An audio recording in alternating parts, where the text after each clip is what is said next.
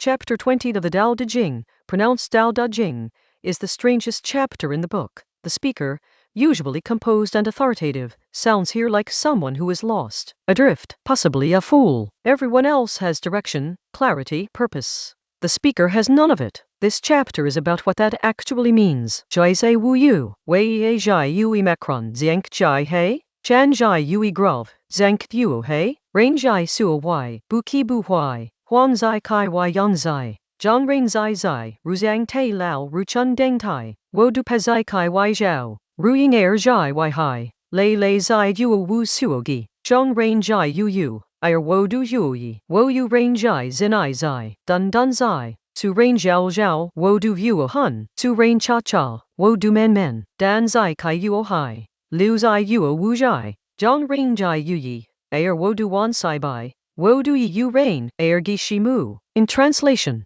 abandon learning, and you will have no worries. Between yes spoken honestly and yes spoken to please, how much difference is there? Between good and evil, how far apart are they really? What people fear, one cannot simply refuse to fear. It is vast and without end. The crowd is bustling and bright, like feasting at a great banquet, like climbing a terrace in spring. I alone and still, no sign of anything emerging, like an infant who has not yet learned to smile. Weary, drifting as if I have nowhere to go. Everyone has more than enough. I alone seem to have been left out. I have the heart of a fool, undivided, undifferentiated. Ordinary people are luminous and sharp. I alone seem dim. Ordinary people are discerning and precise. I alone am withdrawn, vast, like the sea, drifting, like wind that never stops. Everyone has purpose and skill. I alone am stubborn, unrefined. I alone am different from others. I value feeding on the mother. The opening line, Jai Zai Wu Yu, abandon learning, no worries, sits like a provocation.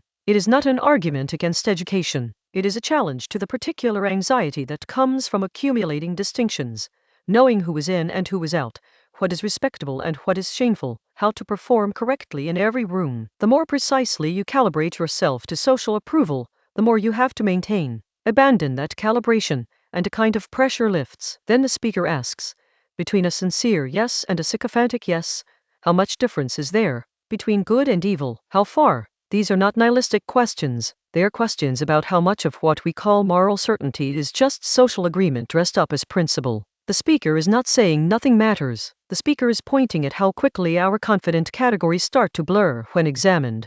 Then comes the shift. The speaker describes the crowd, bright, festive, purposeful, feasting. The crowd here stands in for anyone who moves through the world with competence and social confidence. People who know what they want, know how to get it, and feel at home in the noise of ordinary life. Against this, the speaker is like an infant who has not yet learned to smile.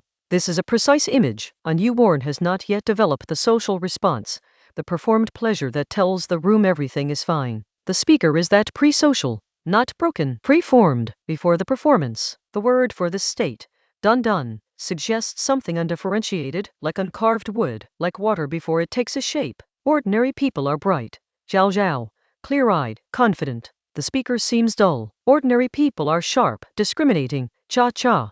They can sort and evaluate. The speaker is withdrawn, closed. Then two images, vast like the sea, drifting like wind without end. These are not images of failure. They are images of the Tao itself. The sea has no agenda. Wind goes where conditions take it. What looks like the speaker's deficiency is actually a description of how the source moves. The chapter ends, I alone am different from others. I value feeding on the mother. The mother, Mu, is the Tao, the source, the generative ground.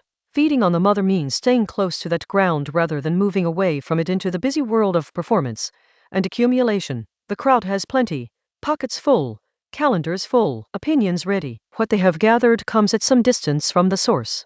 The speaker, apparently empty, apparently lost, is nourished directly. What someone might actually carry from this chapter is not a prescription to become passive or withdraw from the world. It is an invitation to notice what it costs to always be bright, always sharp, always purposeful. That posture is exhausting, and it requires constant maintenance. The chapter does not say, be a drifter. It asks, what would it feel like to not need the performance? The image of the infant is worth sitting with. An infant is not inferior to an adult. An infant is prior.